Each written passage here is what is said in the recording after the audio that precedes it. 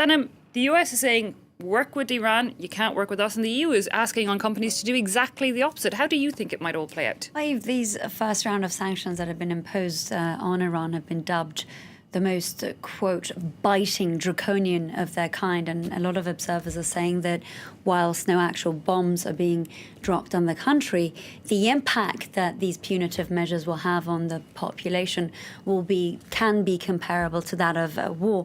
Now, according to the US Treasury, the initial phase will impact everything from the currency, gold, precious metals to the car-making industry. A second phase is actually going to be unimaginably effective because it will choke Iran's oil sector, which is its main export. So prior to today, the administration of Donald Trump had warned and had given 90 days to these foreign firms to pull out of Iran, to winding down business with them.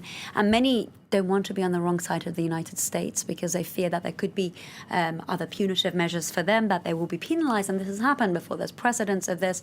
The French bank BNP Paribas had to pay up some $9 billion for trying to overstep these sanctions and working with the Iranians. So despite the fact that the EU is very much scrambling to put the deal, to keep it together, to prevent it from unveiling, by actually trying to search for new ways of funding trade with the Iranians, it looks like they can't force these foreign companies to stay within the country. So previously we saw the likes of Peugeot, Total, even Boeing pull out. And of course we heard from Donald Trump today this very dramatic statement saying anyone doing business with Iran won't be able to deal with the US. So reactions are very quick to pour in. We had one German car maker, Daimler, actually say we won't be expanding our business to Iran.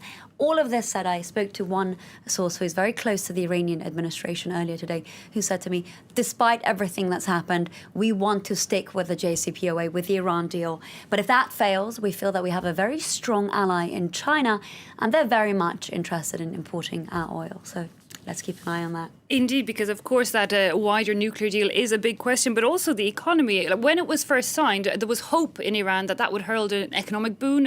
It never really had a chance to take off. And now it looks like things are going to get worse than ever. There's no hope. These economic hardships are very much manifested in both protests and strikes across the country, albeit sporadic ones concerning inflation, price hikes, corruption within the system itself, and everything from social to political freedoms or lack thereof. Now, out of these issues that I mentioned, it's the crumbling economy that's really impacting ordinary Iranians.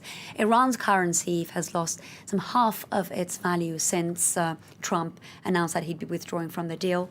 People's savings are dwindling. Shopkeepers aren't able to sell some of their products because they don't know what their values are. In turn, people can't buy basic goods like rice and bread and meat and put it on their table because they're too expensive. There's no real access to medication. Some people are even thirsty because of water shortages. And frankly, Iranians, what they needed from their leadership was some kind of acknowledgement and reassurance that this is happening.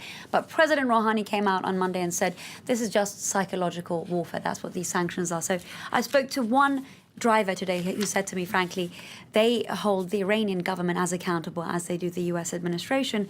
He said that, look, this is polarizing the country. And frankly, even my 12 years of covering Iran, I have never been as worried as I am right now for that population. Indeed.